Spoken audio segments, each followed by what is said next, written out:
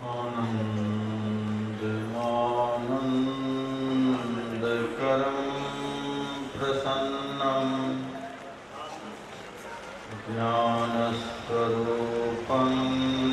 निजबोधरूपं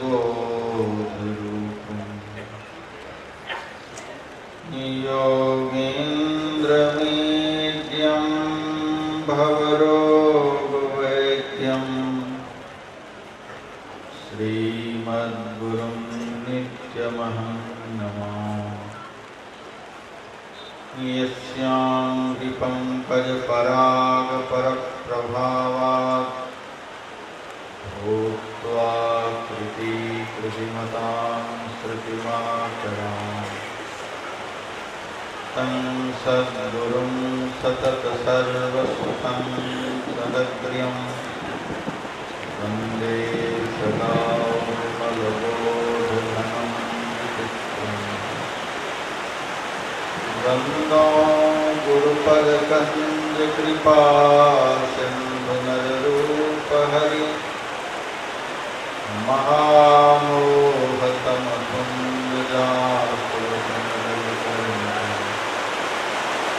हे राम रमेश तुम्हें जो कुछ है सबको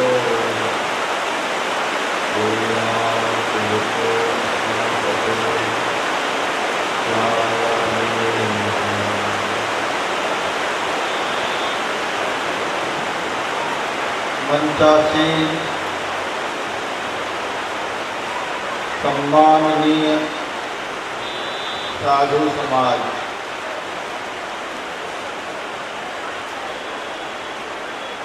उपस्थित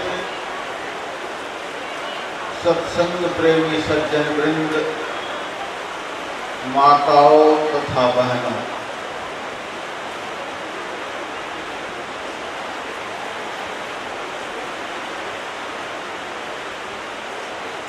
अंतर्राष्ट्रीय संगमत सत्संग का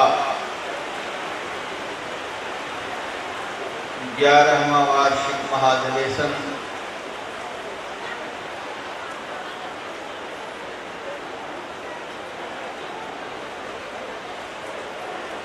उपनिषद ग्रंथ के माध्यम से पावन संत महापुरुषों की वाणियों के माध्यम से आरंभ हो चुका है। अभी का प्रतिपाद्य विषय सत्संग की महिमा है।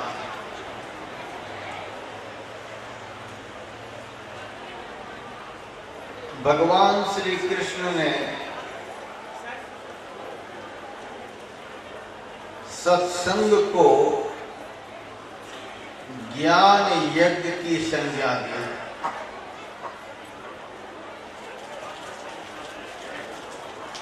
यह ज्ञान यज्ञ है।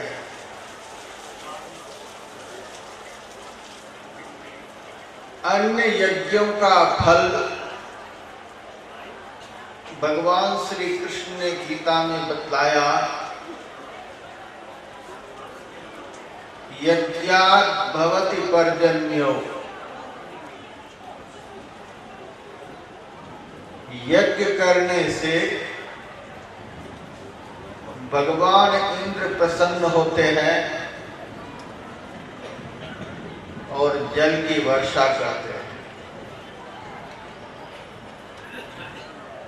अभी मंगलाचरण आरंभ होते ही भगवान इंद्र प्रसन्न होकर वर्षा आरंभ कर दिया।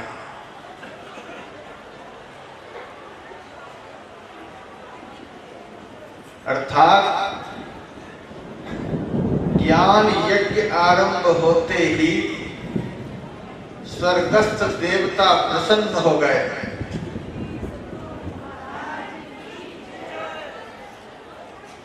सामान्य मनुष्य यज्ञ में पुष्प की वर्षा करते हैं और स्वर्ग के देवता जब प्रसन्न होते हैं तब जल की वर्षा करते हैं।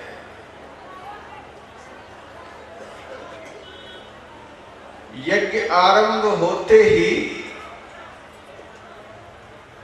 हम लोगों को यज्ञ का फल प्राप्त हो गया है।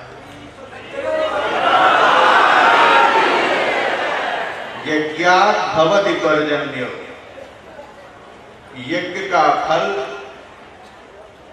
जल की वर्षा, देवताओं की प्रसन्नता। अब बाकी है संत की अमृत वर्षा। सृष्टि के आदिकाल से अब तक आत्मोन्नति के शिखर पर पहुंचे हुए जितने संत हुए और हैं, उनकी परम कल्याणकारिणी पावन वाणियां अमृत वर्षा के रूप में मेरे अंतःकरण से प्रकट होगी और आप समस्त भक्त उसमें आप्लावित होंगे। केवल यहाँ बैठे हुए भक्त ही नहीं, साधना टीवी चैनल के माध्यम से देश विदेश के धर्म प्रेमी देवताओं की जल वर्षा से और संतों की अमृत वर्षा से आप्लावित होंगे और आनंदित होंगे। भगवान ने सत्संग को ज्ञान यज्ञ कहा। श्रेयान द्रव्यमयाद यज्ञात् ज्ञान यज्ञ परंतप, सर्वं कर्माखिलं पार्थ ज्ञानम परिसमाप्यते। अर्जुन, द्रव्यमय यज्ञ से ज्ञानमय यज्ञ श्रेष्ठ होता है। विष्णु महायज्ञ द्रव्यमय यज्ञ है, रुद्र महायज्ञ द्रव्यमय यज्ञ है, और भी दुनिया में समग्र देवी देवताओं से संबंधित जो यज्ञ हैं, वे सब के सब द्रव्यमय यज्ञ कहलाते हैं। और संत महापुरुषों के अंतःकरण से जो कल्याणकारक वचन निःसृत होते हैं, वह ज्ञान यज्ञ कहलाता है। अन्य यज्ञों का फल यजमान को कालांतर में प्राप्त होता है, और इस ज्ञान यज्ञ का फल, सत्संग यज्ञ का फल भगवान श्री कृष्ण कहते हैं तत्काल प्राप्त होता है।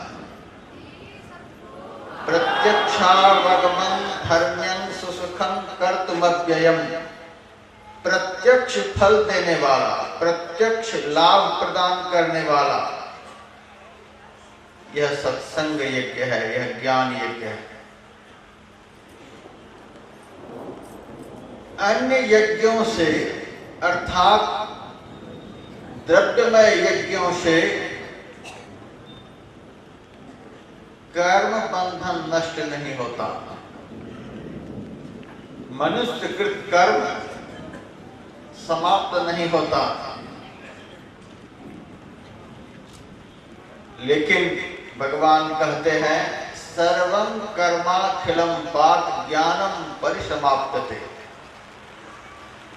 जितने बंधनदायक मनुष्य कृत कर्म है, इस यज्ञ के प्रभाव से तत्काल समाप्त हो जाते हैं।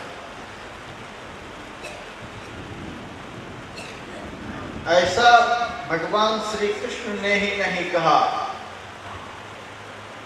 वेद में भी सत्संग को यज्ञ की संज्ञा दी गई है। वेद भगवान कहते हैं ईजे यज्ञे भी सस्मे समे ऋधत द्वारा याज्ञे ददास एवा जनातं यशसाम दृष्टं नाम हो मर्तं नशते न प्रदृप्ति। इस सत्संग यज्ञ का फल वेद भगवान कहते हैं नाम हो मर्तम। मनुष्य के अंदर जो प्रचंड मृत्यु का भय है वह भय नष्ट हो जाता है। मनुष्य के अंदर में जो अनेकों दुर्विकार हैं वे नष्ट हो जाते हैं। जन्म मरण का महाभय जो मनुष्य के अंदर में है वह तत्काल नष्ट हो जाता है। फिर ऋग्वेद में वेद भगवान कहते हैं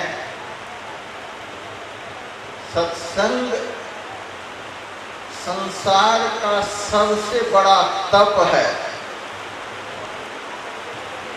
पहले कहा सत्संग यज्ञ है, बाद में कहा सत्संग सबसे बड़ा तप है।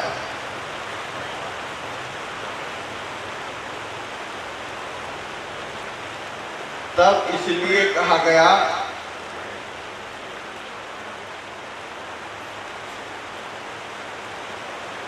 मनुष्य के अंतर जितने दुर्विकार रूपी मल है सत्संग रूपी तप के द्वारा सब के सब जलकर भस्म हो जाते हैं। सत्संग रूपी तप के द्वारा अंतःकरण निर्मल हो जाते हैं और जब अंतःकरण निर्मल हो जाते हैं निर्मल अंतःकरण वाले ही परब्रह्म परमात्मा का दर्शन करते हैं। भगवान श्री राम ने कहा जो यज्ञ करता है उनसे मैं प्रसन्न होता हूँ, जो दान करता है उनसे मैं प्रसन्न होता हूँ, जो तीर्थ करता है उनसे मैं प्रसन्न होता हूँ,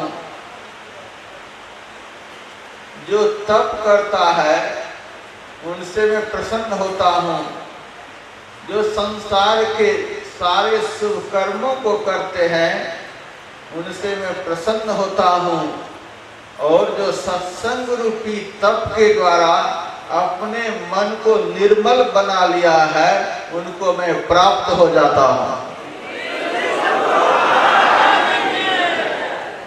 प्रसन्न होना कुछ और बात है और प्राप्त होना कुछ और बात है। भगवान श्री कृष्ण सत्संग की महिमा को बतलाते हुए कहा प्राप्त भी होता हूँ और जो सत्संग करता है उनके बस में भी मैं हो जाता हूँ।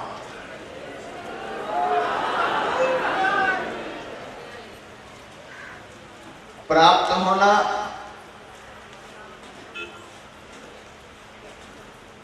कुछ क्षण का आनंददायक होता है और प्राप्त होकर वह कभी ओझल नहीं हो, वह शाश्वत आनंद कहलाता है। भगवान श्री कृष्ण उद्धव जी से कहते हैं उद्धव न रोधयति मांग योगो, कितना भी कोई योग कर ले मैं वश में नहीं हो सकता। न सांख्यं धर्म में बचा, जिस शास्त्र में प्रकृति और पुरुष का ज्ञान दिया गया है उसको सांख्य शास्त्र कहते हैं। समग्र सांख्य शास्त्र का किसी ने अध्ययन कर लिया है, मात्र इतने से ही मैं उसके बस में नहीं हो जाता। दुनिया के बहुत सारे धर्म कर्म हैं, इससे मैं उनके बस में नहीं होता। नो स्वाध्यायस्तपस्त्यागो इष्टापूर्तं न दक्षिणा। अनेक शास्त्रों के स्वाध्याय से भी मैं उसके बस में नहीं होता, तपस्या से भी उनके बस में मैं नहीं होता, बाह्य त्याग से भी मैं किसी के बस में नहीं होता। इष्टापूर्त, तालाब बना देना, मंदिर बना देना, अनेकों प्रकार के धर्म स्थानों की स्थापना करा देना, इस प्रकार के जो शुभ कर्म होते हैं वे इष्टापूर्त कहलाते हैं। इन शुभ कर्मों से भी मैं किसी के बस में नहीं होता। नौ दक्षिणा, बड़ी बड़ी दक्षिणा देने से भी मैं किसी के बस में नहीं होता। व्रतानि यज्ञ छंदांसि तीर्थानि नियमायमा। अनेकों व्रतों के करने से भी मैं किसी के बस में नहीं होता। अनेकों यज्ञों से भी मैं किसी के बस में नहीं होता। चारों वेदों के अध्ययन से भी मैं किसी के बस में नहीं होता। अनेकों तीर्थों के सेवन से भी मैं किसी के बस में नहीं होता। यम नियम के पालन से भी मैं किसी के बस में नहीं होता। उद्धव जी ने कहा, जब आप किसी भी तरह से किसी के बस में नहीं होंगे, आपका भजन कौन करेंगे, क्यों करेंगे? भगवान ने कहा, धर्म कर्म की सारी बातें तो मैंने बता दी, लेकिन अभी मेरे मुंह से निकलने के लिए एक बात बाकी है, और वह बात जीवन में बन जाए तो मैं उनके बस में हो जाऊं। भगवान के मुंह से निकलने के लिए क्या बात बाकी है? भगवान कहते हैं, यथा वरुंधे सत्संगाः सर्वसंगा पहोहिमा। जिस मनुष्य ने आत्मोन्नति के शिखर पर पहुंचे हुए संत का संग कर लिया, मैं उसके बस में हो जाता हूं।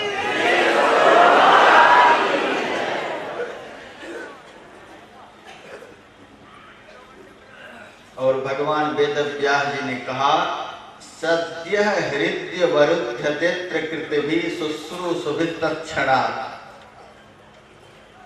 सत्संग में आने के लिए जैसे ही मनुष्य के अंदर में पवित्र भावना उत्पन्न होती है, वैसे ही उसके हृदय रूपी कारागार में जाकर बंदी हो जाता हूं।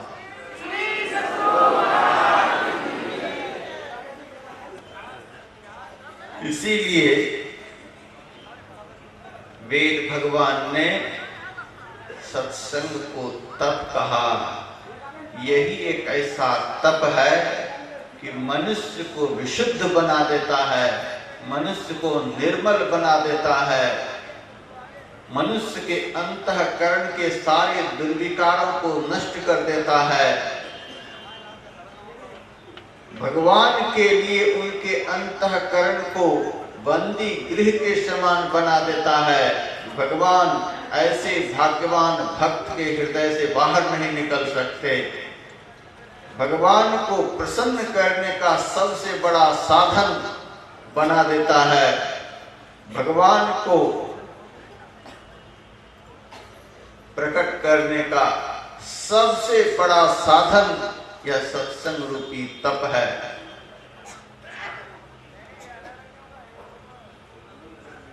भगवान ने सबसे पहले सत्संग को यज्ञ कहा।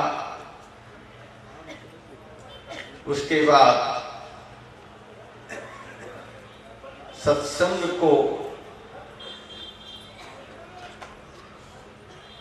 अपनी प्राप्ति का सबसे बड़ा साधन बतलाया और सत्संग को समग्र बंधनदायक कर्मों को नष्ट करा देने वाला प्रचंड पावक बतलाया। इसी राजस्थान की पावन भूमि पर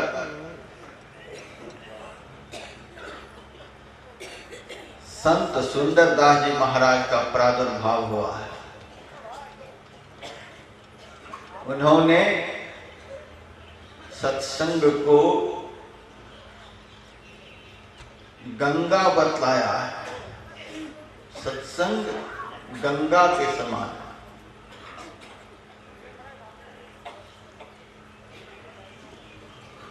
जो कोई जाय मिले इन सोनर, होय पवित्र लगे हरि रंगा।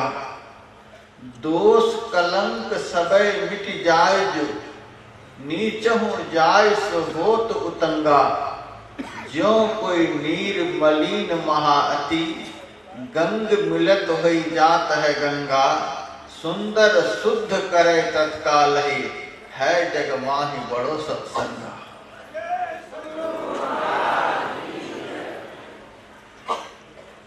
हम लोग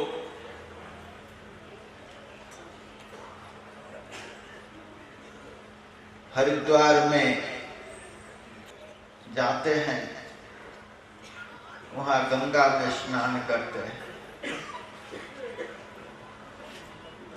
स्नान करने से पहले जैसी हमारी प्रवृत्ति रहती है,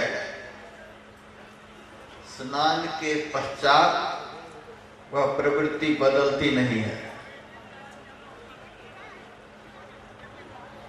स्नान से पूर्व हम जैसे रहते हैं, स्नान के पश्चात भी वैसे ही बने रहते हैं। हमारे आचार विचार व्यवहार में कोई परिवर्तन नहीं आता। लेकिन सत्संग एक ऐसी गंगा है जिस गंगा में अवगाहन करने से सुंदर शुद्ध करे तत्काल है। मनुष्य तत्काल पवित्र हो जाता है। वह पहले जैसा था वैसा नहीं रह जाता। अयोध्या जी में एक संत हुए पलटू साहब। उन्होंने कहा है, जो जो गा सत्संग में सो सो बिगड़ा जाए। जो जो सत्संग में गया है वह सब बिगड़ गया है। सुनकर कैसा लगेगा? इसीलिए सारी दुनिया को यहाँ बुलाए हो। सबको बिगाड़ने के लिए सब यहाँ बुलाए हो। यहाँ बिगड़ने का अर्थ बदलने से है। आदमी पहले जैसा रहता है, बाद में जब वैसा नहीं रह जाता, कहते हैं यह बिगड़ गया। पलटू साहब कहते हैं, जो जो गा सत्संग में सो सो बिगड़ा जाए। जो जो आज तक सत्संग में गया है सब बदल गया है। बिगड़ने का अर्थ बदलने से है। वह सब बदल गया है। पहले जैसा था वैसा नहीं रह गया। संत केशव दास जी महाराज कहते हैं, कौन कौन बदल गए? कहा, दासी के नारद, हिरणी के श्रृंगी ऋषि, अंडा से वृंदा सुखदेव जी कहात है। मत्स्य गंधा से व्यास, गणिका से वशिष्ठ मुनि, शूद्रणी से भरद्वाज ब्राह्मण पद पात हैं, गागरी से कुंभल, रेणुका से परशुराम, कुलहंडू से वाल्मीकि महिमा लखात हैं। कहे कवि केशवदास कहालों करो विचार, सत्संग के प्रभाव से शिरोमणि कहाता है।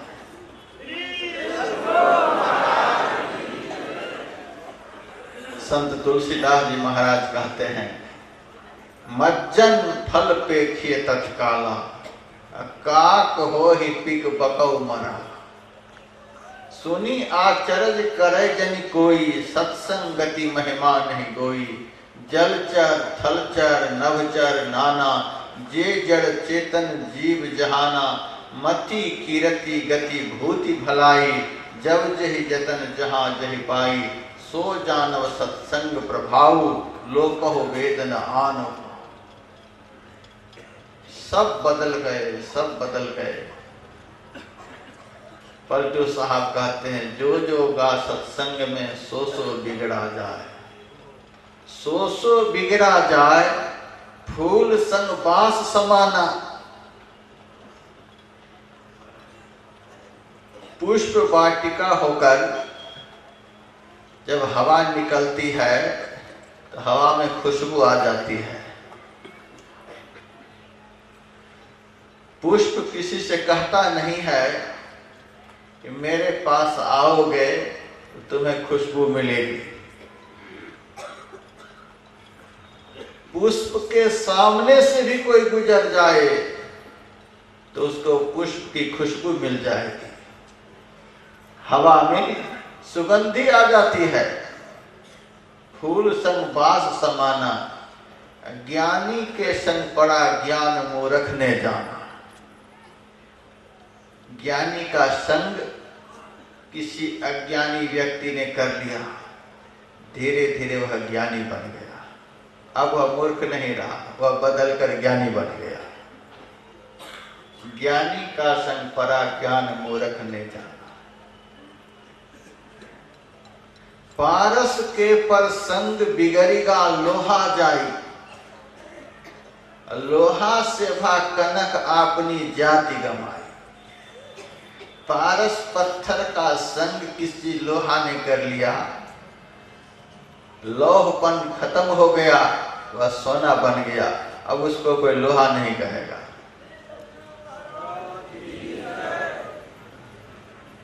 सरिता गई है बिगड़ी, मिली गंगा में जाएगी। सामान्य नदी का जल भी जब गंगा में प्रवेश कर जाता है तो लोग उसको सामान्य जल नहीं कहता, गंगा जल कहता है। सरिता गई है बिगड़ी, मिली गंगा में जाई। पारस के परसंग काठ चंदन कहलाई। मलया के परसंग काठ चंदन कहलाई। चंदन वृक्ष का संग अन्य वृक्षों ने किया, उसके अंदर भी खुशबू आ गई, वह भी चंदन बन जाता है। पलटू काग से हंस भा, और काग पछताए। जो जो गा सत्संग में सो सो बिगड़ा जाए। काग से हंस भा, काग को हंस बनाने वाला यह सत्संग है। अर्थात काक वृत्ति खत्म हो जाती है। काक वृत्ति क्या है? सत्संग भी सुन लिया और जाकर दूसरे की निंदा भी सुनने लग गया।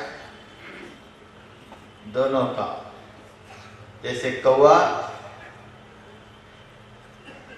उनके सामने अन्न का प्रसाद रख दिया जाए वह भी ग्रहण कर लेता है, पास में विष्ठा मिल जाए तो इसको भी ग्रहण कर लेता है।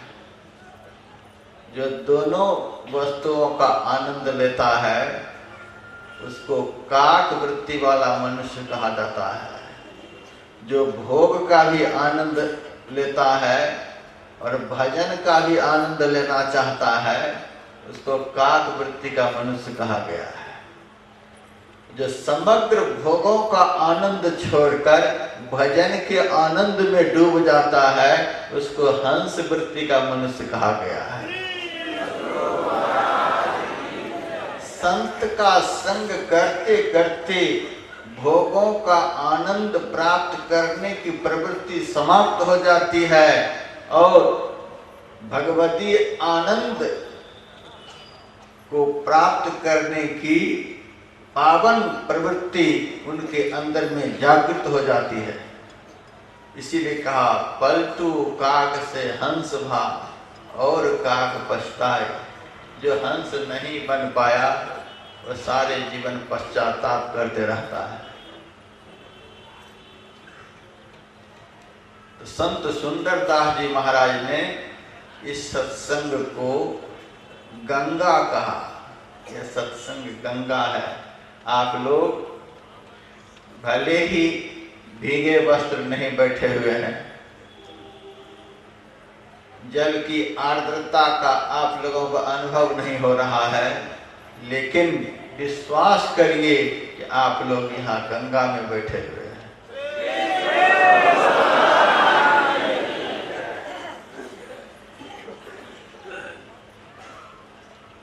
इस पृथ्वी पर प्रवाहित होने वाली जो गंगा है,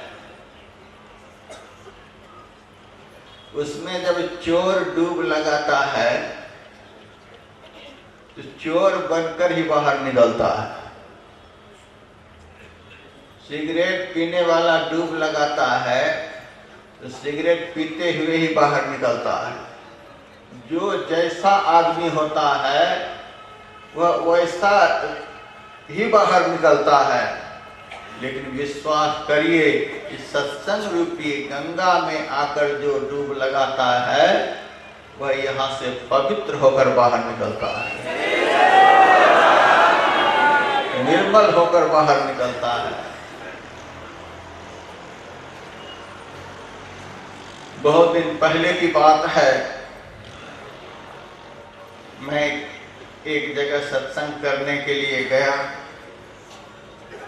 2-4 नवयुवकों ने मेरे से कहा, महाराज आप यहाँ किस लिए आए हो? मैंने कहा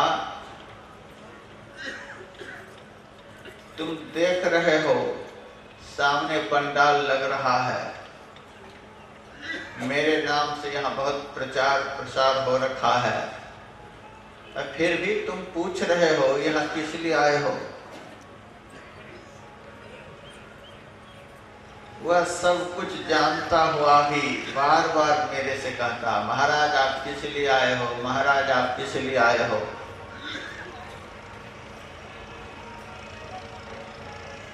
दो चार बार सुन लेने के बाद मैंने कहा मैं यहाँ फैक्ट्री लगाने के लिए आया हूँ। महाराज आप महात्मा होकर फैक्ट्री भी लगाते हो? मैंने कहा पैसे है महात्मा के पास तो फैक्ट्री कौन लगाएंगे? महाराज कितने दिनों तक यहाँ फैक्ट्री चलाओगे? वहाँ मेरा 2 दिनों का कार्यक्रम था। मैंने कहा 2 दिनों तक हमारी फैक्ट्री चलेगी।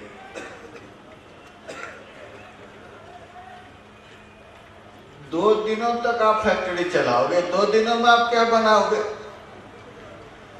मैंने कहा सारी दुनिया की फैक्ट्रियों से 100 कल्प में भी जो नहीं बन पाएंगे वह मैं 2 दिनों में बना कर जाऊंगा।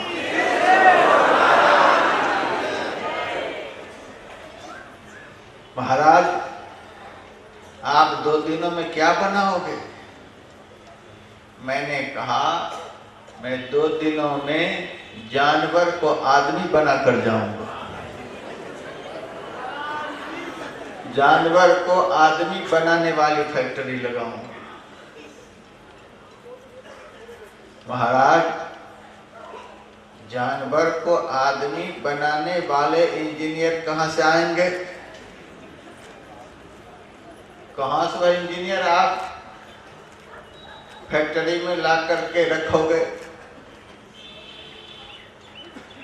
मैंने कहा बिहार प्रांत में एक पावन स्थान है, भागलपुर जिला के अंतर्गत वह स्थान है। उस स्थान को महर्षि मेनी आश्रम कुप्पा घाट कहते हैं।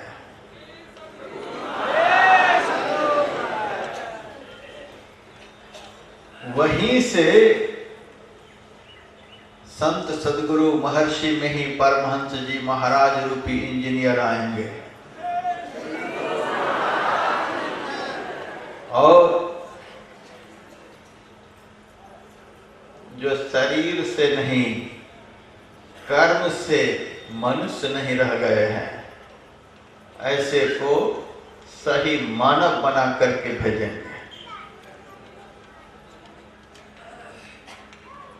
मेरे से कहा महाराज फिर तो शहर के सारे जानवरों को सत्संग पंडाल में घुसा देता हूं, आप बनाओ आदमी। मैंने कहा तो आदमी किसको कहता है और जानवर किसको कहता है? महाराज 2 पैर वाले को आदमी कहता हूं और 4 पैर वाले को जानवर कहता हूं। मैंने कहा तो अपनी समझदारी से 2 पैर वाले को आदमी कह रहे हो और 4 पैर वाले को जानवर कह रहे हो, लेकिन मैं कभी कभी 2 पैर वाले को जानवर कहता हूं और 4 पैर वाले को आदमी कहता हूं। 4 पैर वाले आदमी हो सकते हैं। मैंने कहा भगवान प्रजापिता ब्रह्मा जी ने 4 पैर वाले जानवर को 2 पैर वाले देवताओं से भी श्रेष्ठ बतलाया है। मनुष्य को कौन कहे? प्रजापिता भगवान ब्रह्मा जी के पावन तपस्थल पर हम लोग बैठे हुए हैं। भगवान श्री राम के सामने प्रजापिता कहते हैं कृत कृत्य भय सब वानरे, हे प्रभु आपका दर्शन कर ये 4 पैर वाले जो बंदर हैं धन्य हो गए। कृत कृत्य भय सब वानरे, निरखंति तवानन पावन है। आपके पावन मुखारविंद का दर्शन करने वाला ये बंदर धन्य है। धिक जीवन देव शरीर हरे, विषयावन पामर भोली परे। विषयों के बाजार में घूमने वाले इस देवता के शरीर को धिक्कार है। जब विषयों के बाजार में घूमने वाले, विषयों में विचरण करने वाले देवता के शरीर को भी धिक्कार कहा गया, फिर मनुष्य की क्या गिनती है? धिक जीवन देव शरीर हरे, विषयावन पामर भोली परे। भगवान का दर्शन करने वाला, वेद के मार्ग पर चलने वाला, संत ज्ञान के अनुकूल आचरण करने वाला, 4 पैर वाला भी धन्य है, मनुष्य से श्रेष्ठ है, देवताओं से श्रेष्ठ है। और वेद विरुद्ध कर्म करने वाला, संत ज्ञान के प्रतिकूल मार्ग पर चलने वाला, 2 पैर वाला मनुष्य भी पशुओं से भी बढ़कर कहलाता है।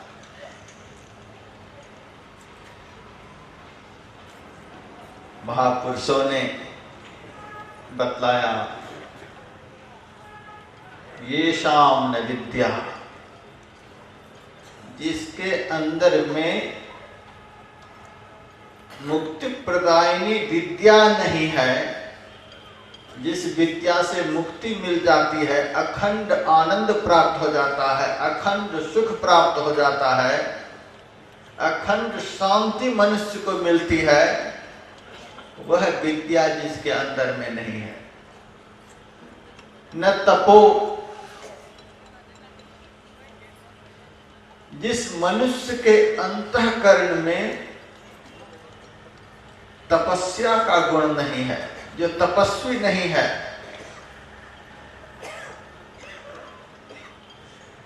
न दानम, जो मनुष्य दानशील नहीं है,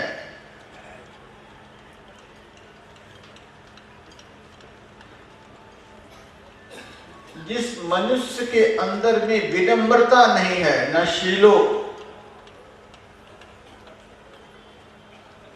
न गुणो, जिस मनुष्य के अंदर में देवी संपदा के सद्गुण नहीं है, और जिस मनुष्य के अंदर में धारण करने योग्य कर्मों का ज्ञान नहीं है, ते मर्त्य लोके भुविभार भूता मनुष्य रूपेण मृगाः चरन्ति। पृथ्वी पर वह पृथ्वी का भार बनकर मनुष्य के रूप में पशु की तरह विचरण कर रहा है।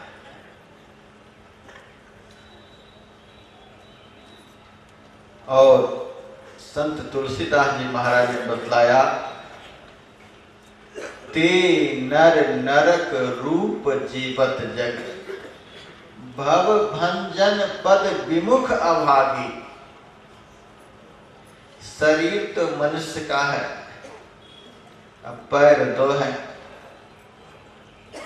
लेकिन भव भंजन पद विमुख अभागी, जन्म मरण के सारे दुखों से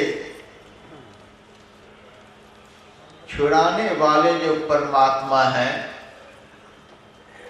ऐसे परमात्मा से जो जीव विमुख है, ऐसे परमात्मा की भक्ति जो जीव नहीं करता है, ते नर नरक रूप, वह प्रत्यक्ष में नरक का रूप है। हमारा धर्म ग्रंथ बतलाता है, इस पृथ्वी से नीचे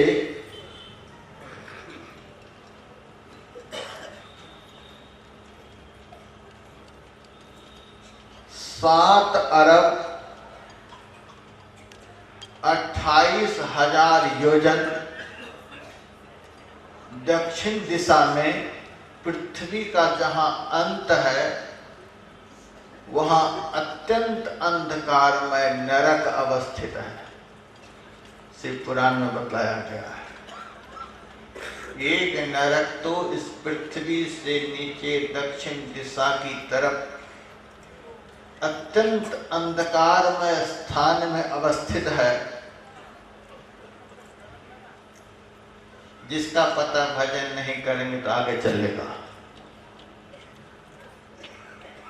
संत के बताए मार्ग पर नहीं चलेंगे तो उसका अनुभव होगा, कभी होगा। वह एक ही जगह पर है। लेकिन संत तुलसीदास जी महाराज ने बतलाया, एक नरक तो चलता फिरता है। चलता फिरता नरक आज तक आपने देखा है?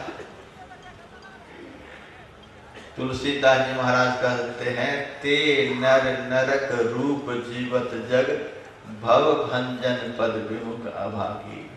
परमात्मा की भक्ति से जो विमुख है, वह चलता फिरता नरक का रूप नरक किसको कहते हैं? जहां चार चीजें नहीं होती हैं। नरक में चार चीजें नहीं होती हैं। नरक में प्रकाश नहीं होता है। नरक में पवित्रता नहीं होती है। नरक में अपना कोई नहीं होता है और नरक में सुख नहीं होता है। ये चार चीजें जहां नहीं होती हैं उसी को नरक कहते हैं। जो परमात्मा की भक्ति से विमुख है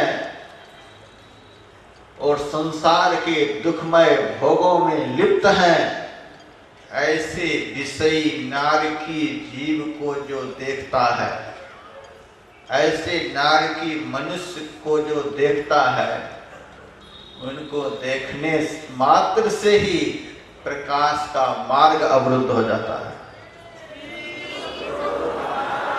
अर्थात पापियों को देखने से, मलिन मन वाले को देखने से, नारकी मनुष्य को देखने से प्रकाश का मार्ग ओझल हो जाता है। प्रकाश का कभी दर्शन नहीं होगा। जो परमात्मा की भक्ति से विमुख है उसको देखेंगे तो कभी प्रकाश नहीं देख पाएंगे, और जो परमात्मा की भक्ति में लीन है ऐसे संत का दर्शन कर लेंगे तो कभी अंधकार नहीं देखेंगे। संत के दर्शन से अंधकार मिटता है और विषय लंपट नारकी मनुष्य को देखने से प्रकाश मिट जाता है। विषयी पुरुषों को देखने से, नारकी जीवों को देखने से पवित्रता नष्ट हो जाती है। विषय भोगों में जो लिप्त हैं उनको देखेंगे तो मन में मलिन भावना उत्पन्न होगी। मलिनता का द्वार खुल जाता है। नारकी जीवों को देखने से, नारकी मनुष्यों को देखने से, भगवत भक्ति से विमुख मनुष्यों को देखने से सबसे अपना जो परमात्मा है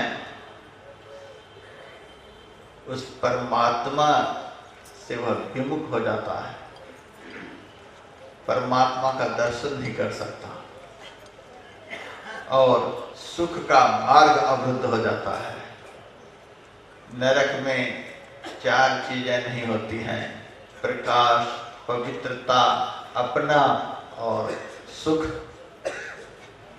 परमात्मा की भक्ति से जो विमुख है उनको देखने मात्र से ये चारों चीजें नष्ट हो जाती है। प्रकाश, पवित्रता और परमात्मा में अपनत्व का भाव और सुख। तुलसीदास जी महाराज कहते हैं, ते नर नरक रूप जीवत जग, भव भंजन पद विमुख अभागी। परमात्मा की भक्ति से जो विमुख है, दो पैर में रहते हुए भी, दो पैर का होते हुए भी वह मनुष्य नहीं, प्रत्यक्ष में नरक का रूप है। और किस किस को नरक का रूप बतलाया गया? निसी वासर रुचि पाप, 24 घंटे जिसके मन में पाप करने की ही प्रवृत्ति रहती है, ऐसे को नरक का रूप बतलाया गया है। ऐसे को देखना भी नहीं चाहिए। असुचि मन, जिसका मन सदैव अपवित्र रहता है, कभी पवित्र चिंतन नहीं करता, ऐसे को नरक रूप बतलाया गया है। ऐसे को कभी देखना नहीं चाहिए, जिसका भी पवित्र चिंतन नहीं करता। खल, बिना कारण के ही जो दूसरे को दुख देना चाहता है, ऐसे को खल कहा गया है। ऐसे व्यक्ति को देखने मात्र से दुख प्राप्त होता है, मन मलिन होता है, भजन करने की प्रवृत्ति नष्ट होती है, क्योंकि यह नरक का रूप है। अकारण ही दूसरे को दुख देने की प्रवृत्ति जिसके अंतःकरण में रहती है, उसको मनुष्य नहीं बतलाया गया, उसको नरक का रूप बतलाया गया। मति मलिन, जिसकी बुद्धि मलिन हो गई है, सत्य असत्य का ठीक ठीक निर्णय नहीं देती है, ऐसे को चलता फिरता नरक का रूप बतलाया गया है। निगम पथ त्यागी,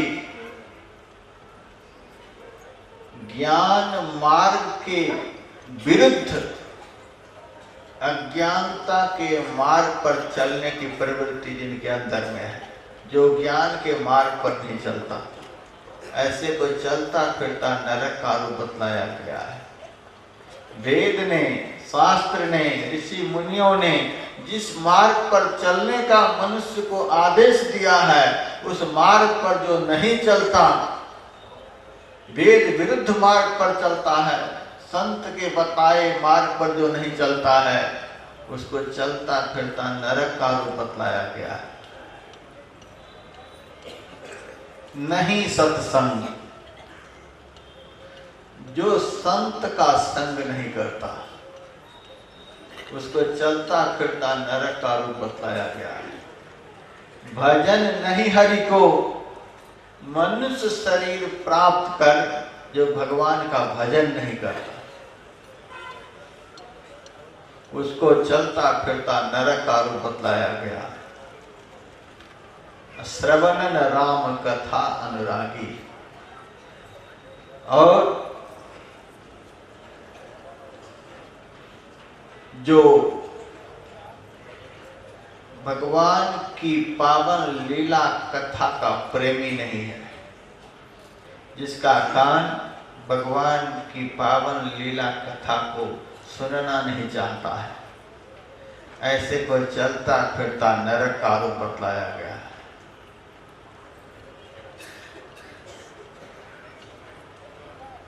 सुत बीत दार भवन ममता, जिसकी आसक्ति पुत्र में है, जिसकी आसक्ति धन में है, जिसकी आसक्ति स्त्री में है, जिसकी आसक्ति घर में है, जिसकी आसक्ति इस देह में है।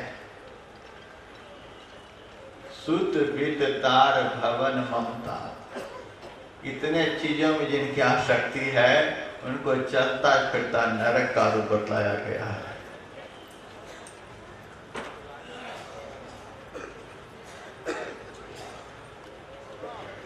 दस 15 दिन पहले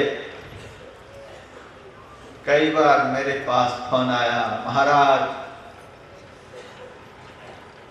पुष्कर राज में आप सत्संग का आयोजन करने के लिए जा रहे हैं, वहां तो स्वाइन फ्लू फैला हुआ है, वहां तो जो जाएगा सो मर ही जाएगा, मैं जाऊं कि नहीं जाऊं। मैंने कहा मरने के लिए तो सबसे पहले मैं यहाँ आया हूँ, मैं तो 1 तारीख से यहाँ बैठा हुआ हूँ, अब तक जिंदा हूँ। 12 तारीख तक में यदि तुम लोगों को पता चल जाएगा कि व्यासानंद मर गया, तो पुष्कर राज नहीं आना। यदि जिंदा का पता चल जाएगा तो आ जाना।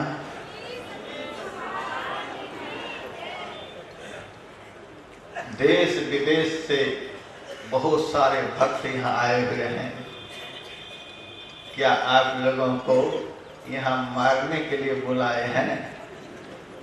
मरने की क्रिया और मरने की कला सिखलाने के लिए बुलाए हैं।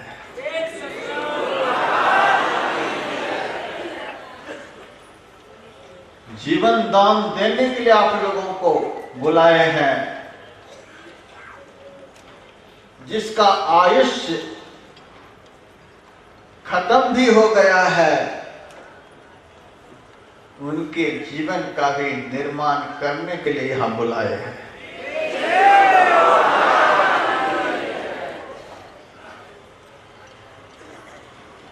यहां तो आदमी जीने के लिए आता है।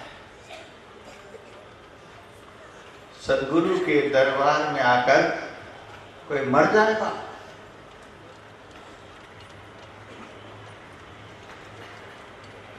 सुत बित दार भवन ममता, और मरना तो एक दिन है ही। सदगुरु के चरणों में आकर यदि मर भी जाएंगे तो आपका कल्याण हो जाएगा। सुत बित दार भवन ममता, इन सब के बीच में रहते रहते 100 कल्प भी आप जीते रहेंगे तो आपका जीना मरने से बदतर है।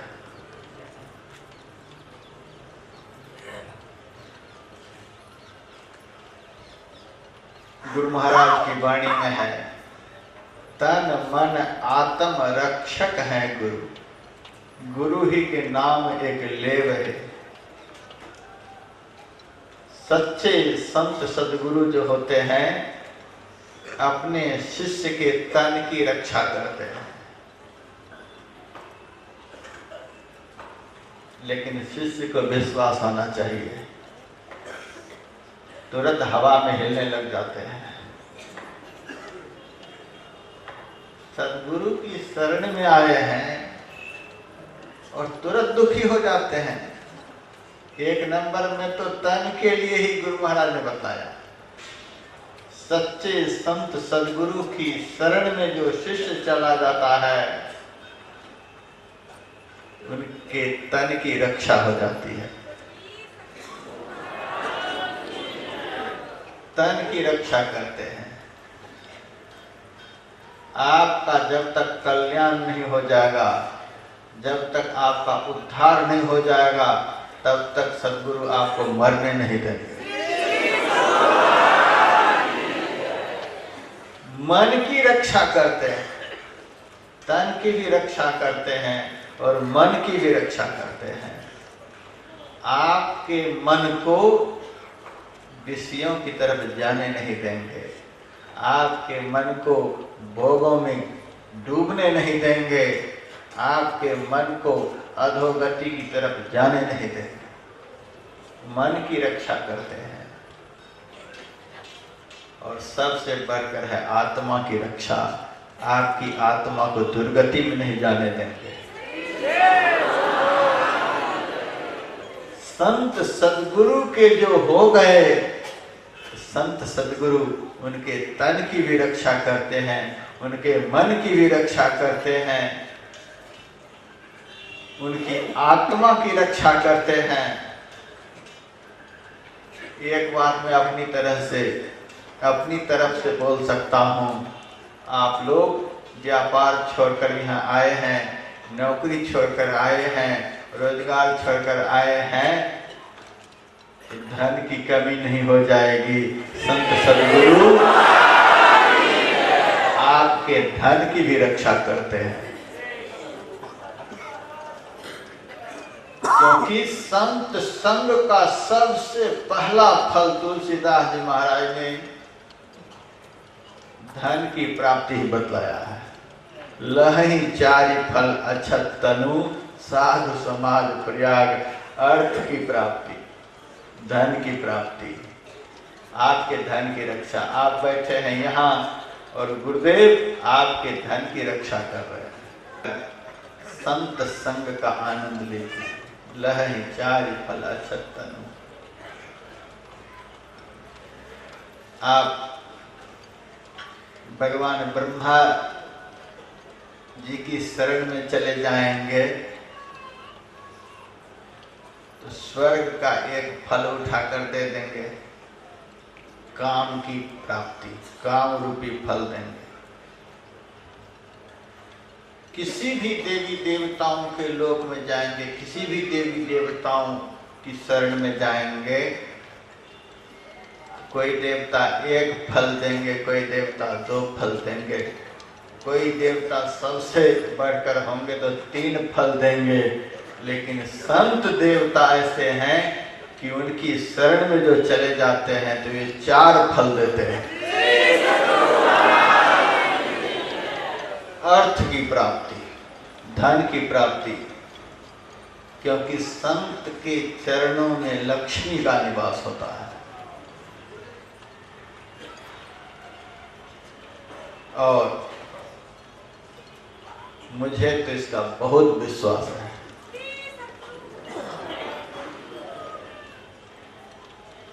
गुरु महाराज का चित्र मैं अपने बगल में अपने निवास स्थान पर रखता हूं, और इस बार गुरुदेव के चित्र के बगल में संत कबीर साहब की एक वाणी भी लिख कर रख दिया हूं। बस 2 ही पंक्ति सुनाऊंगा। दीन दयाल भरोसे तेरे, सब परिवार चढ़ाया बेरे। पहली पंक्ति दीन दयाल भरोसे तेरे। फिर दीनों के ऊपर दया करने वाले सद्गुरुदेव, हम दुनिया के भरोसे नहीं हैं, भरोसे तेरे। आपके भरोसे ये मेले लगाए हैं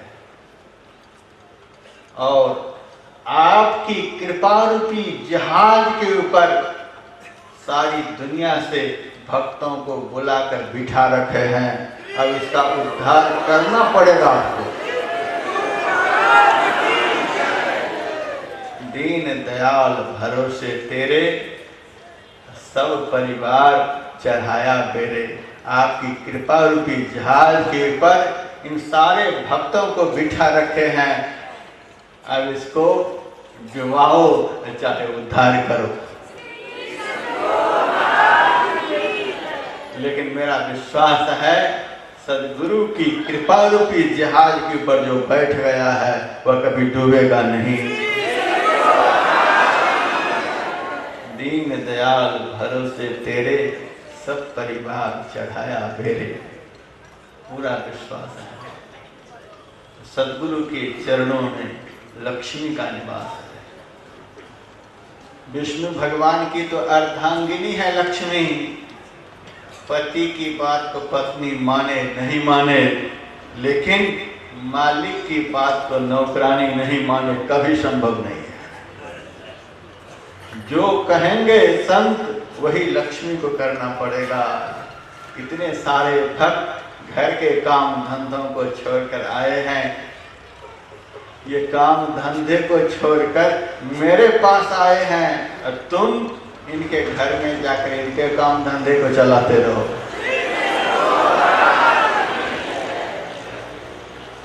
पहला फल संत संग का, अर्थ की प्राप्ति। यहाँ बैठे हुए सारे भक्त और विदेशों में भी बैठकर जो सुन रहे हैं, सीधा प्रसारण हो रहा है, उन सारे भक्तों से मैं कह रहा हूँ, संत की शरण में आ जाओ। संत वचनों में अपने जीवन को न्योछावर कर दो। अर्थ की प्राप्ति, धन की कभी कमी नहीं होती। अपने हाथ पर मारने से, अपने पुरुषार्थ करने से जो धन आएगा, अर्थ आएगा, श्रीमद् भागवत महापुराण के 11 स्कंध में लिखा हुआ है कि साथ साथ 15 अनर्थ भी आएगा। जब अपने पुरुषार्थ से मनुष्य के जीवन में अर्थ आता है तो साथ में 15 अनर्थ को भी वह लाता है। लेकिन संत की कृपा से जो भक्त को अर्थ की प्राप्ति होती है उस अर्थ से भक्त के सारे अनर्थ खत्म हो जाते हैं। ऐसा अनर्थ से रहित अर्थ संत की कृपा से प्राप्त होते हैं। दूसरा फल धर्म की प्राप्ति, धर्म रूपी फल यहां से प्राप्त होते हैं। धारण करने योग्य कर्म को धर्म कहा जाता है। मंदिर में जाना चाहिए, मंदिर में जाने से धर्म होता है। तीर्थ में जाना चाहिए, तीर्थ में जाने से धर्म होता है। धामों में जाना चाहिए, वहां जाने से धर्म होता है। यज्ञ करना चाहिए, करने से धर्म होता है। दुनिया के जितने सत्कर्म हैं, शुभ कर्म हैं, करना चाहिए, धर्म होता है। लेकिन संत का संग करेंगे तो धर्म भी होगा और धर्म का ज्ञान भी होगा। अन्यत्र कहीं जाने से केवल धर्म होता है, धर्म का ज्ञान नहीं होता है।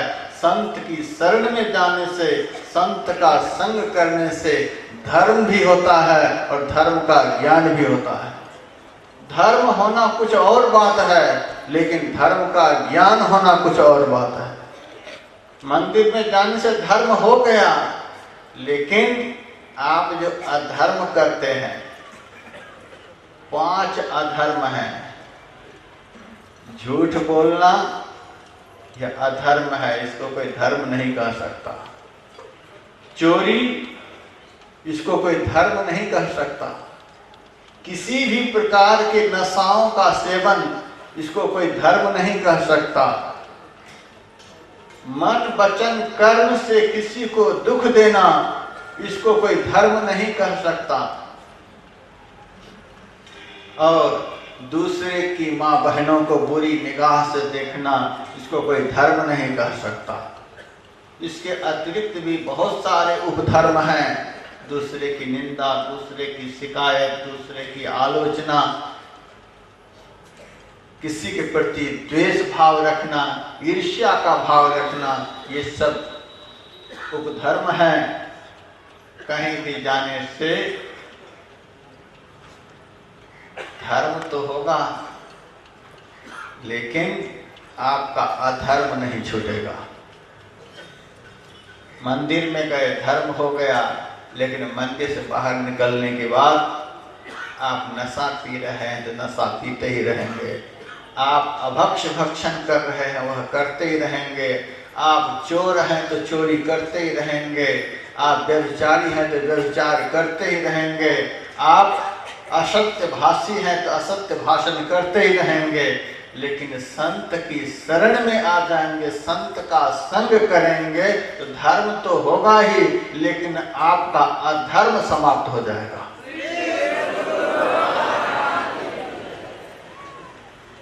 असली धर्म रूपी फल संत का संग करने से प्राप्त होता है। संत देवता प्रदान करते हैं। तीसरा है काम रूपी फल। काम का अर्थ यह मनोरथ है। जो संत का संग करेंगे उनके सारे मनोरथ पूर्ण होंगे। मेरे से एक भक्त ने कहा, महाराज मेरे मन में मनोरथ हो जाए कि दूसरे घर की दौलत मेरे घर में आ जाए तो वह भी पूर्ण हो जाएंगे। मैंने कहा संत का संग करने से ऐसी मलिन वृत्ति कभी मन में उत्पन्न होगी ही नहीं। संत का संग करने से 5 सद्गुण में से सबसे पहला सद्गुण मति की प्राप्ति, दूसरा सद्गुण कीर्ति की प्राप्ति, तीसरा सद्गुण गति की प्राप्ति अर्थात सद्गति मोक्ष की प्राप्ति, चौथा सद्गुण ऐश्वर्य की प्राप्ति, पांचवा सद्गुण शीलता की प्राप्ति। एक नंबर में मति है। आपकी ऐसी मति कभी नहीं होगी कि दूसरे घर की दौलत मेरे घर में आ जाए। पवित्र मनोरथ आपके अंदर में जो होंगे वे मनोरथ आपके पूर्ण हो जाएंगे, मनोरथ की सिद्धि। चौथा फल मोक्ष की प्राप्ति। मोक्ष कहते हैं अखंड सुख को, अखंड आनंद को, जो आनंद किसी भी काल में नष्ट नहीं होता। नित्य सुखानुभूति इति मुक्ति, नित्य सुख की अनुभूति का ही नाम मुक्ति है। ऐसा सुख प्राप्त होगा। संत देवता ये चारों फल देते हैं। इसीलिए संत की शरण में जो चले आए उनकी सब तरह से रक्षा होती। जो संत संग की महिमा नहीं जानते, जो सद्गुरु की महिमा नहीं जानते, उसी को स्वाइन फ्लू का डर लगता है। बहुत सारे भक्तों ने टिकट कैंसिल करा लिया। मैंने फोन पर कह दिया जो इस सत्संग में नहीं आएगा उसी के घर में स्वाइन फ्लू घुसेगा।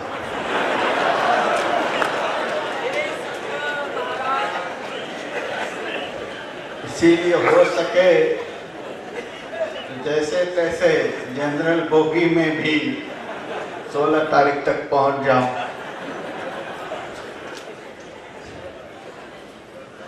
यहाँ आने वाले का किसी भी तरह से अनिष्ट नहीं हो सकता। लेकिन टिकट कैंसिल क्यों कराए, यहाँ क्यों नहीं आ पाए, क्यों डर लगा? तन में ममता है, धन में ममता है। मर जाएंगे तो धन का क्या होगा? मर जाएंगे तो पत्नी को कौन देखेंगे? मर जाएंगे तो लड़के को कौन देखेंगे? मर जाएंगे तो ये घर कैसे चलेगा?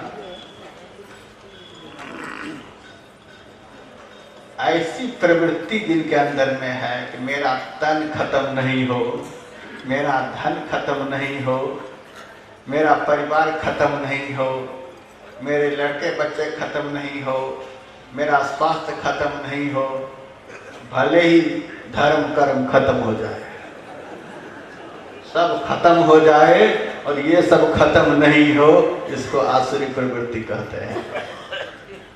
सुत पित धार भवन ममता, जिनको अपने पुत्र में ममता की बुद्धि है। मैं यह नहीं कहता कि आप अपने पुत्र में ममता नहीं रखें, उनके लिए आप चांडाल बन जाए, यह नहीं कहते। लेकिन आप यह कहें कि जैसे हम अपने सदगुरु के हैं वैसे ही हमारे पुत्र भी उन्हीं सदगुरु के, कि उनके हैं। बाली से भगवान श्री राम ने कहा, बाली मैं तुम्हारे शरीर में प्राण को रखना चाहता हूं। अचल करो तन राखो प्राणा। पहले तो भगवान ने मार दिया, फिर बाली का पवित्र प्रेम देखकर भगवान इतने प्रेमाभिभूत हो गए, उनके अंग का स्पर्श किया और कहा, बाली तो अपने शरीर में प्राण को रख। बाली ने कहा, भगवान मैं अब इस शरीर में प्राण को रखना नहीं चाहता। बंदर जानवर है, जानवर को 4 पैर होते हैं। 4 पैर वाले बंदर को इस देह में ममता नहीं है, आसक्ति नहीं है, उनको स्वाइन फ्लू का डर नहीं है।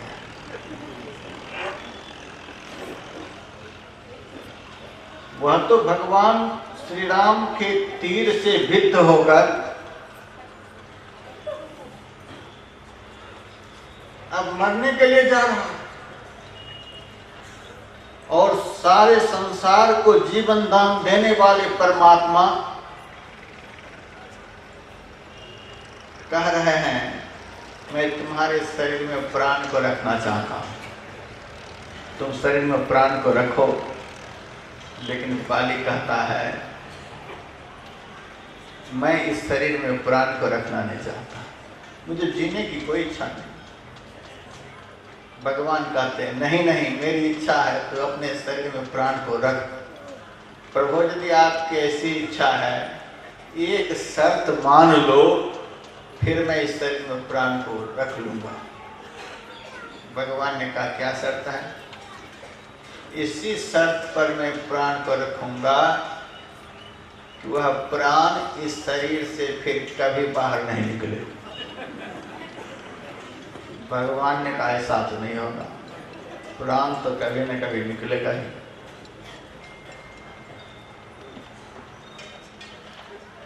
बाली ने कहा जब कभी न कभी प्राण निकल ही जाएगा तो आज ही निकल जाए, हमें प्राण नहीं रखना। भगवान ने कहा मेरी इच्छा है तू शरीर में प्राण को रख, मैं अपने भक्त को सदैव जीवित देखना चाहता हूं। बाली ने कहा तो दूसरी शर्त मान लो, बताओ क्या शर्त है? बाली ने कहा चलो महाराज, आपके कहने से शरीर में प्राण को रख लेता हूं, लेकिन जिस तरह से अभी प्राण निकलते समय आप मेरे सामने आ गए हो, उसी तरह से जब कभी भी मेरे शरीर से प्राण निकले आप मेरे सामने इसी तरह से प्रकट हो जाना। मैं आपको देखते देखते अपने प्राण का त्याग करूं।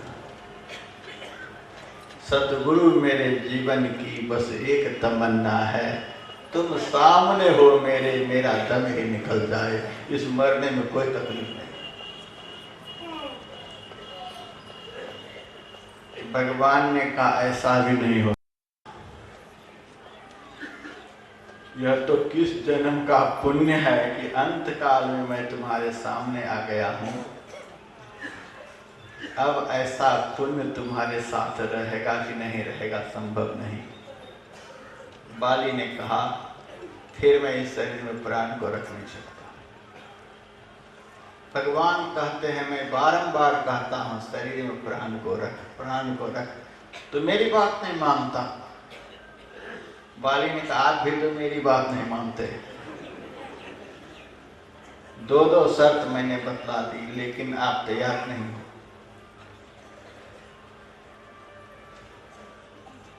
भगवान ने कहा मेरी इच्छा है तो शरीर में प्राण को रख। बाली ने कहा महाराज तीसरी बात ही मान लो। का तीसरी बात क्या है? महाराज अपने जीवन में तो मैंने कभी कोई धर्म कर्म किया नहीं, इसीलिए आपने मुझे मार दिया। महाराज जीवन में कोई अच्छे कर्म जो नहीं किए हैं, जिस कारण न जाने किस किस जोनी मुझे जाना पड़ेगा। महाराज अपने कर्म के अनुसार जिस किसी भी जोनी में मुझे जाना पड़े, जिस किसी भी कर्मों को करना पड़े, लेकिन प्रभु आपसे आग्रह है आपके चरणों में सदैव मेरा अनुराग बना रहे। और सुन लो महाराज,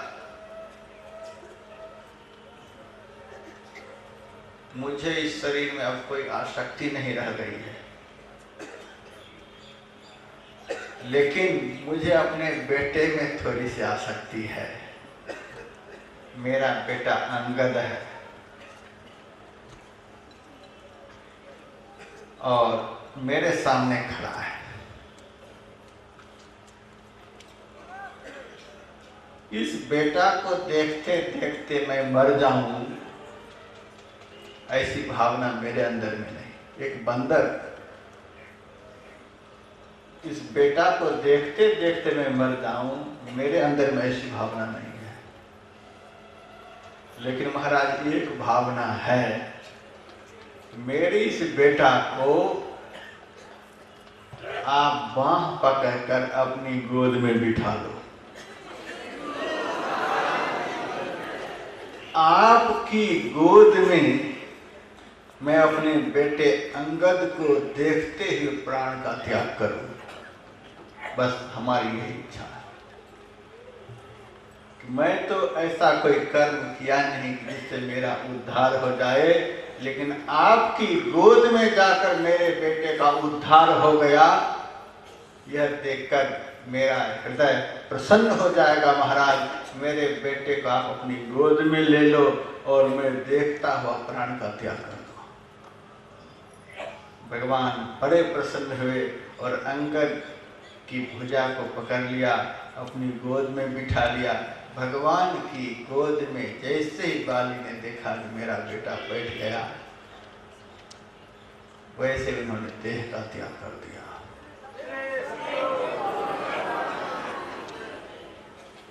बाली राम निज धाम पठावा। दूसरे का उद्धार करने वाला कभी अधोगति को प्राप्त नहीं होता। भगवान ने उसे अपना धाम में भेज दिया। एक बंदर को अपने पुत्र में आसक्ति नहीं, एक बंदर को इस तन में आसक्ति नहीं। भगवान कहते हैं तन रखो, लेकिन बाली रखने को तैयार नहीं। भगवान के पावन भक्त बाली को किष्किंधा के राज्य में आसक्ति नहीं, महल में आसक्ति नहीं, स्त्री में आसक्ति नहीं। एकमात्र भगवान की गोद में अपने पुत्र को बिठाकर देखना चाहता है। और हम कौन मनुष्य हैं? हम तो 2 पैर वाले, वो 4 पैर वाला है, उनको किसी में आसक्ति नहीं। तुलसीदास जी महाराज कहते हैं, मनुष्य शरीर प्राप्त कर यह जीवन जो एकमात्र परमात्मा में आसक्त होने के लिए मिला है, ऐसे पावन मनुष्य जीवन को प्राप्त कर भी जो शुद्ध विददार भवन ममता, जो पुत्र में, धन में, स्त्री में, भवन में आसक्ति रखता है, तुलसीदास जी कहते हैं वह चलता फिरता नरक का रूप। निशि सोवत अति,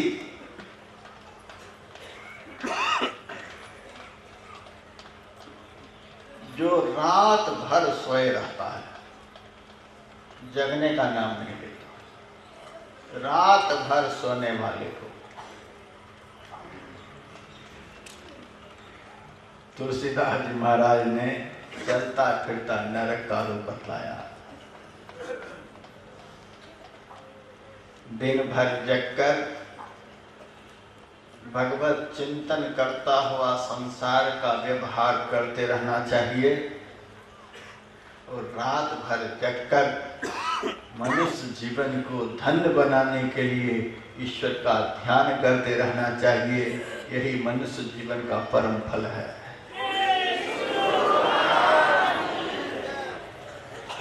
हमारे परमाराध्य गुरुदेव ने कहा, जब से मैं संत मत में आया तब से न तो कभी भरपेट भोजन किया न नींद से सोया, तब ये परमहंस बने हैं।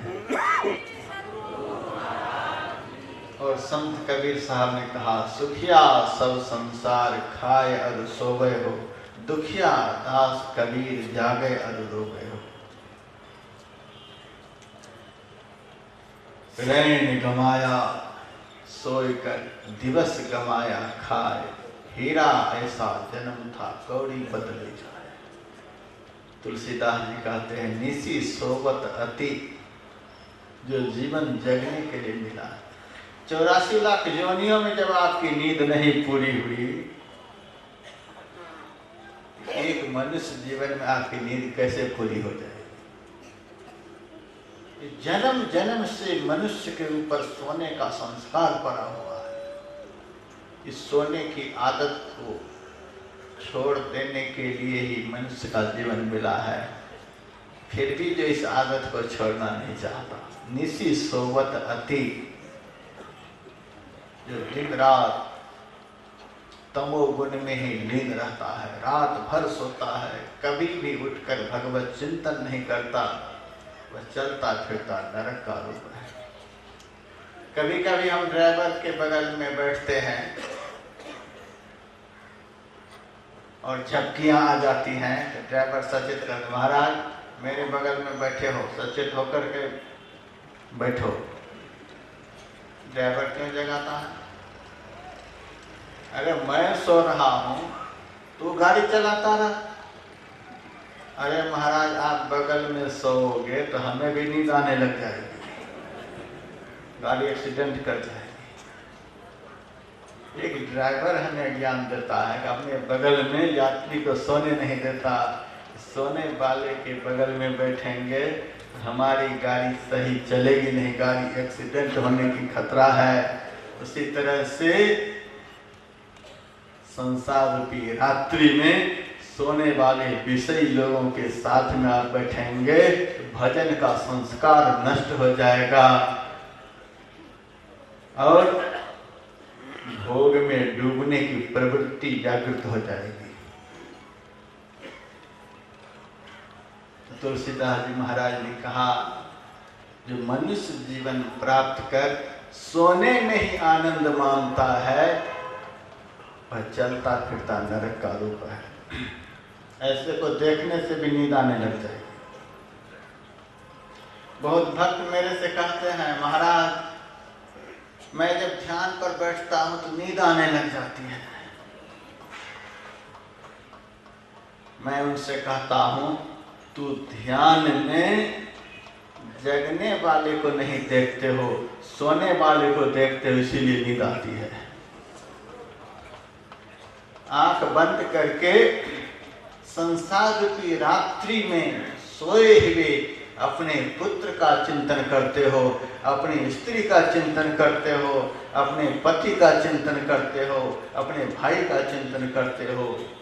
विषयों में डूबे हुए, अज्ञानता की नींद में सोए हुए अज्ञानी मनुष्य का चिंतन ध्यान में बैठे बैठे करते हो, इसीलिए ध्यान में तुम्हें नींद आती है।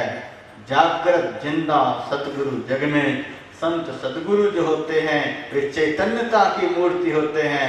संत सदगुरु में अपनी वृत्ति को जोड़ कर रखो, सारी दुनिया के लोग जो सोए पड़े हैं उनके बीच में भी कभी नींद नहीं आएगी। 24 घंटे जगे रहोगे फिर भी ध्यान में झपकियां नहीं आएंगी, नींद नहीं आएगी। ध्यान में सोने वाले का चिंतन करते हो, सोने वाले ध्यान में आ जाते हैं, इसीलिए नींद आने लग जाती है। जो 24 घंटे जगे हुए हैं ऐसे चैतन्य महापुरुष का चिंतन करो तो नींद भाग जाएगी। निसी सोवत अति, जिनके मन में सोने का संस्कार है, ऐसे को चलता फिरता नरक का रूप बतलाया गया। न कबहु मति जागी, लाख जगाने पर भी जो कभी जगता नहीं, लाख समझाने पर भी जो समझता नहीं, लाख बताने पर भी जो सही रास्ते पर चलता नहीं, लाख उपदेश देने पर भी जो अपने अशुभ कर्मों को कभी छोड़ता नहीं, ऐसे को चलता फिरता नरक का रूप बतलाया गया है। न कबहु मति जागी, संत महापुरुषों के लाख समझाने पर, लाख बुझाने पर, लाख उपदेश देने पर भी जिनके जीवन में कोई बदलाव नहीं आता अथवा जो बदलना नहीं चाहता,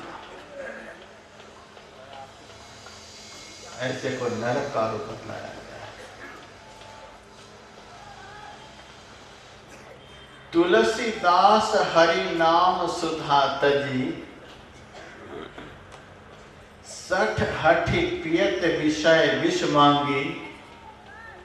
तुलसीदास जी महाराज कहते हैं, परमात्मा की भक्ति रूपी अमृत को छोड़कर जो विषय रूपी विष को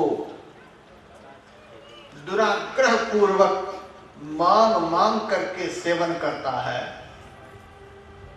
ऐसे कोई चलता फिरता नरक का रूप बतलाया गया है। और इतने से भी तुलसीदास जी महाराज का संतोष नहीं हुआ। चलता फिरता नरक का रूप तो ये सब है, लेकिन है तो मनुष्य के रूप में, कोई न कोई से मनुष्य कह ही देगा। अब आखिर की पंक्ति में तुलसीदास जी महाराज कहते हैं, सूकर स्वान श्रृगाल सरिस जन। शरीर तो मनुष्य का है,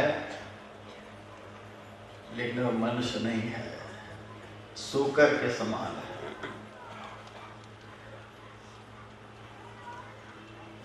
मैंने पहले बतलाया, ऐसे कर्म करने वाले को नरक का रूप, ऐसे कर्म करने वाले को नरक का रूप, ऐसे आदमी को नरक का रूप। आखिर में तुलसीदास जी महाराज कहते हैं, सूकर शरीर मनुष्य का है, लेकिन सूकर के रूप में सुअर है। स्वान कुत्ता के रूप में, शरीर मनुष्य का, लेकिन संत उसे मनुष्य नहीं कहते हैं, कुत्ता कहते हैं। श्रृगाल संत उससे मनुष्य नहीं कहते हैं, सियार कहते हैं। जन्म हुआ किस लिए? जन्मत जगत जननी दुख लागी, एकमात्र माता को कष्ट देने के लिए उसका जन्म हुआ है।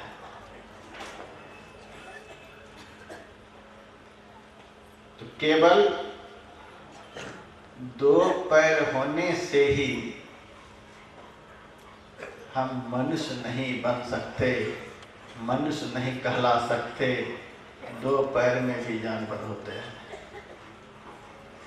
और चार पैर वालों के लिए भी रामायण में लिखा गया है, बड़ भागी अंगद हनुमान, चरण कमल चापत विधियाना। भगवान के चरणों की सेवा में अनुरक्त चार पैर वाला भी है तो बड़ भागी।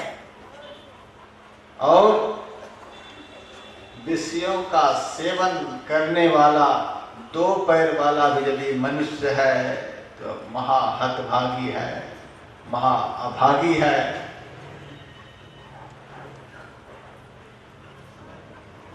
मैंने कहा, तुम किसको आदमी कहते हो? दो पैर वाले को कदापि नहीं। स्वामी विवेकानंद जी महाराज कहा करते थे, शरीर से मनुष्य बनना कुछ और बात है, और कर्म से मनुष्य बनना कुछ और बात है। और जो कर्म आप लोग अभी यहाँ बैठकर कर रहे हैं, यही कर्म आपको सच्चा मनुष्य बना सकता है। आप धन अर्जित कर मनुष्य नहीं बन सकते, आप पुत्र प्राप्त कर मनुष्य नहीं बन सकते, आप बहुत बड़ा पद प्राप्त कर मनुष्य नहीं बन सकते, आप नौकरी प्राप्त कर बहुत बड़ा मनुष्य नहीं बन सकते, आप दुनिया का कुछ भी प्राप्त कर मनुष्य नहीं बन सकते। आप यदि मनुष्य बनना चाहते हैं, जिस मनुष्य को जीवन में सत्संग प्राप्त हो गया वही मनुष्य बनता है।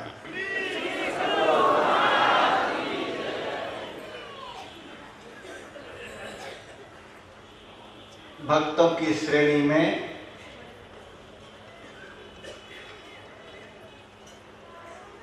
स्त्री की देह में रहते हुए भी जिन्होंने भगवत स्वरूप को प्राप्त किया, ऐसी एक भक्तिन हुई सहजोबाई। उनसे भक्तों ने पूछा है, बाई आप कृपा कर बतलाओ, अंत काल में, मरण काल में कैसा चिंतन होने से मनुष्य को कैसा शरीर प्राप्त होता है? सहजबाई कहती है, रहे वासना द्रव्य मझारा, जन्मय नाग होय पुनिकारा।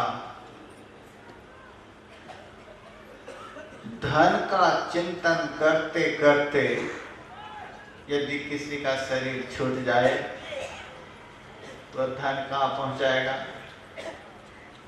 सहजबाई कहती है, जन्मय नाग होय पुनिकारा। धन का चिंतन आपको मनुष्य नहीं रहने देगा, नाग बना देगा, सांप बना देगा। जिस धन के लिए आदमी कौन सा दुष्कर्म नहीं करता और उस धन का फल नाग योनि, सर्प योनि। और आप लोग यह नहीं समझेंगे कि ये महात्मा समाज को डरा धमका कर अपना शिष्य बनाना चाहता है। कभी भी ऐसी प्रवृत्ति नहीं होती है। यहाँ से जो भी वचन निकलेंगे पत्थर पर की लकीर के समान निकलेंगे। रहे वासना द्रव्य मझारा, जन्मे नाग होय पुनिकारा। धन का चिंतन करता हुआ यदि देह का त्याग हो गया, वह धन आपको मनुष्य नहीं रहने देगा, सांप बना देगा। राज दरबार का चिंतन करता हुआ यदि कोई देह का त्याग करेगा तो हाथी की योनि में चला जाएगा। कोई स्त्री वासना के वशीभूत होकर पुरुष का चिंतन करती हुई देह का त्याग करती है तो चांडाल के घर में उसे कुत्ती का शरीर प्राप्त होता है।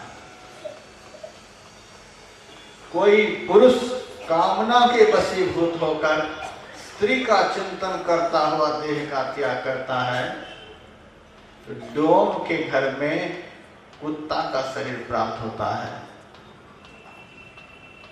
कोई विषयी पुरुष पुत्र का चिंतन करता हुआ देह का त्याग करता है तो धोबी के घर में गधा का शरीर प्राप्त करता है। इसी प्रकार से बहुत लंबा लिस्ट दिया, अंत काल में कैसा चिंतन होने से कैसा शरीर मिलता है। भगवान श्री कृष्ण ने भी गीता में कहा, यंग यंग वापि स्मरण मुक्त्वा त्यजत्यन्ते कलेवरं तं तमय वेति कौन्तेय सदा तद्भाव भावितः। हे अर्जुन, अंत काल में मनुष्य जिस जिस भावना को लेकर देह का त्याग करता है उस भावना के अनुरूप ही उसे शरीर प्राप्त होता है। और भगवान शिव ने भी कहा, देहावसान समय चित्ते यद्यद् विभावे तत्तदे भवे जीव इत्येव जन्म कारण।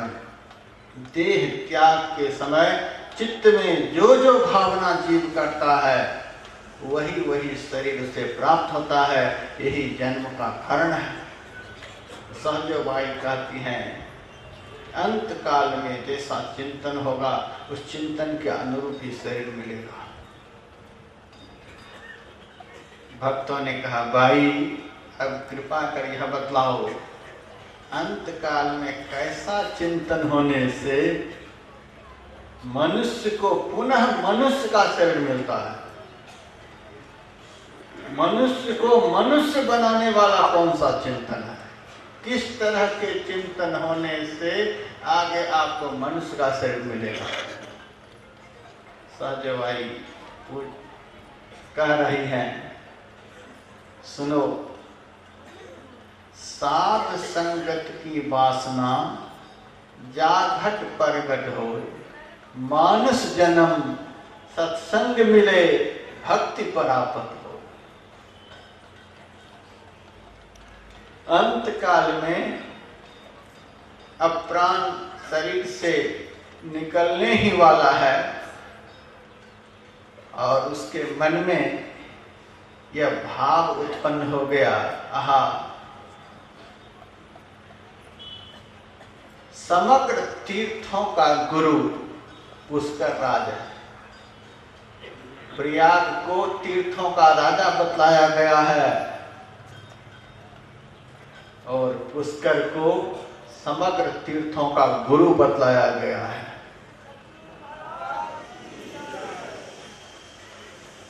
गयांत्रायती इति गायत्री, गाय कहते हैं जीव को, जीव का जो त्राण कर दे उसी को गायत्री कहते हैं। उस गायत्री माता का गौ के मुंह से यहीं पर उत्पत्ति हुई है। यह परम पावन तीर्थ है और किसी भाग्यवान पुरुष को अंत काल में ऐसा भाव उत्पन्न हो जाए, आहा, तीर्थों का गुरु पुष्कर राज है और उस पुष्कर राज में अंतरराष्ट्रीय संत मत सत्संग का 11वां वार्षिक महाधिवेशन आरंभ हो चुका है। देश विदेश की जनता वहाँ इकट्ठी है। संपूर्ण भारतवर्ष से सैकड़ों संत महापुरुष वहाँ पधारे हुए हैं। बहुत सुंदर सत्संग का कार्यक्रम चल रहा है। बहुत सारे लोग उस सत्संग कार्यक्रम का आनंद ले रहे हैं। मैं ही एक ऐसा अभागा जो सत्संग में भाग नहीं ले सका और इतना ही चिंतन करता हो उनका शरीर पूरा हो गया। यह चिंतन उसको कहाँ पहुंचाएगा? सहजवाई कहती हैं, साध संगत की वासना जाघट प्रगट हो मानुष जन्म। जैसे शरीर से प्राण निकलेगा, भगवान ब्रह्मा जी उस भगवान के लिए पहले से ही दूसरा मनुष्य शरीर बनाकर तैयार रखेंगे।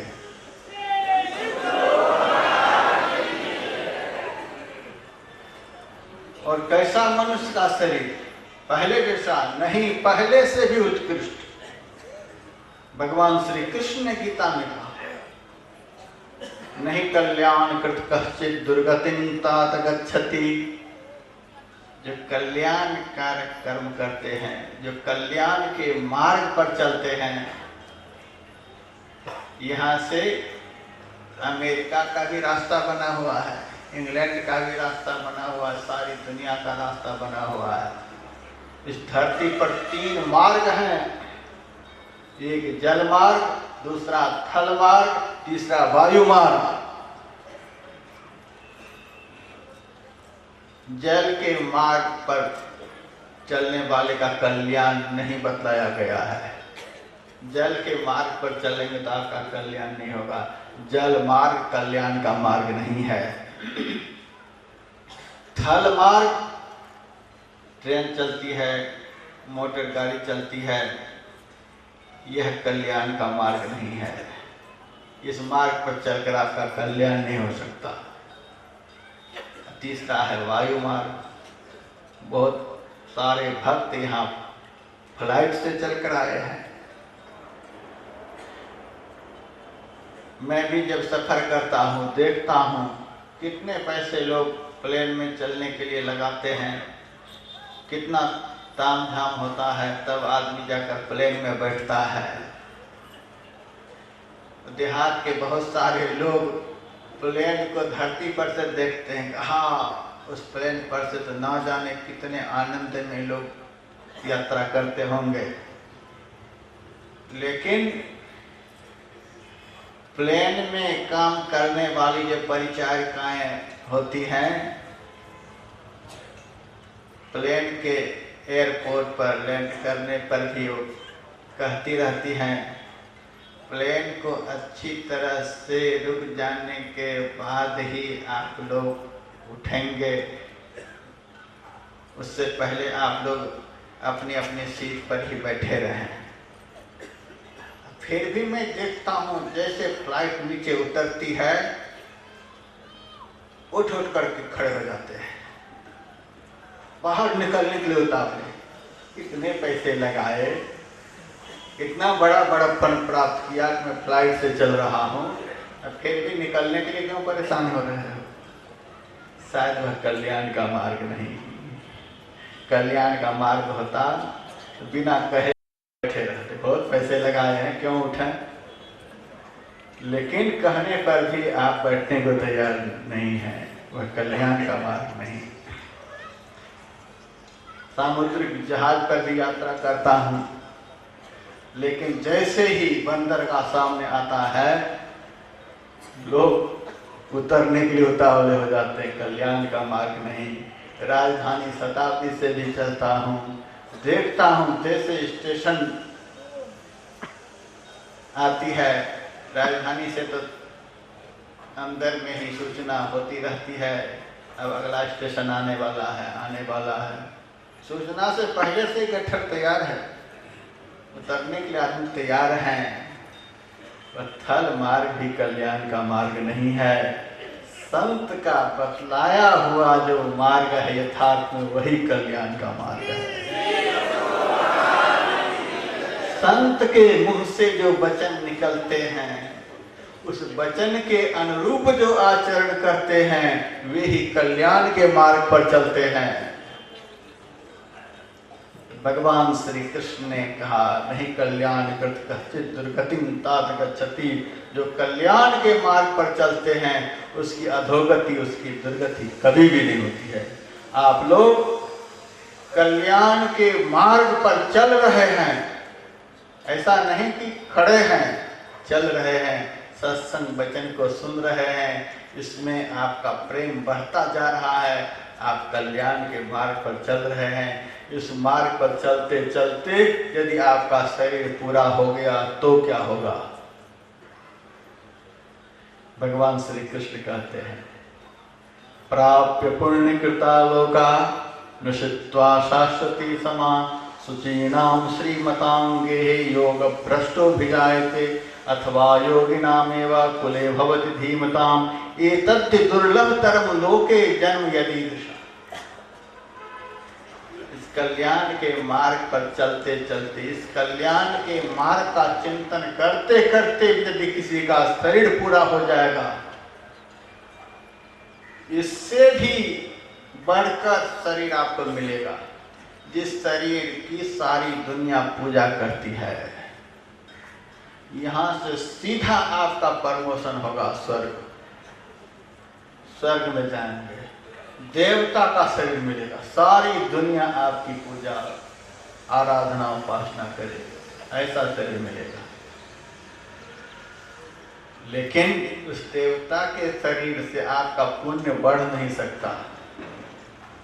पुण्य वृद्धि एकमात्र मनुष्य शरीर से ही होती है, देवता के शरीर से भी पुण्य की वृद्धि नहीं होती। पुण्य की वृद्धि करने वाला मनुष्य का शरीर। भगवान श्री कृष्ण सोचते हैं, देवता का शरीर तो मिल गया, लेकिन इस शरीर से पुण्य की वृद्धि तो नहीं हो सकती, इसीलिए पुनः उस भाग्यवान पुरुष को मनुष्य का शरीर देते हैं। लेकिन कैसा मनुष्य? सुचीनाम, ऐसे घर में जन्म होगा जिस घर के लोग पहले से ही पवित्र हैं, पवित्र आचरण करते हैं। पवित्र आचरण करने वाले के घर में आपका जन्म होगा। सुचीनाम श्रीमताम गेहे, धनवान कुल में जन्म होगा, ऐसे घर में जन्म होगा। भगवत भजन करने में जो व्यवधान उत्पन्न होते हैं, वे व्यवधान कभी उत्पन्न नहीं होंगे। धन रूपी, धर्म रूपी धन से जो घर भरा हुआ है, ऐसे घर में जन्म होगा। और योगी कुल में आपका जन्म होगा। मनुष्य को मनुष्य बनाने वाला, मनुष्य से भी बढ़कर मनुष्य बनाने वाला यदि कोई शुभ कर्म है, सत्कर्म है या सत्संग है। मेरे से भक्तों ने पूछा, महाराज इसका कहीं प्रमाण भी है? सत्संग रूपी फैक्ट्री में जो आ जाएगा वह जानवर से मनुष्य बन जाएगा। मैंने कहा अन्य सत्संग की बात तो जड़ पूछ से रहित भी हो सकती है, लेकिन संत मत के सत्संग की बात सदैव प्रामाणिक होती है।